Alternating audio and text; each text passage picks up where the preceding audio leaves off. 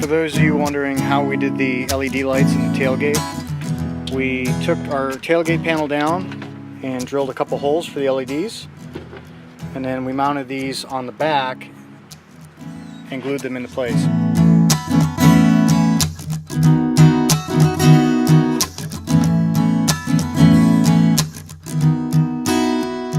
As far as what we use for LEDs, I'm a Mercedes-Benz technician, and we have cars coming all the time that have the driving light lenses busted out.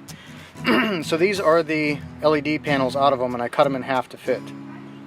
Really, any type of LED panel could be mounted back here. There's plenty of room inside the tailgate for anything to sit in there. So it's just a matter of lining up with those holes. If you have something that's really flush mount like that, it works a lot better though.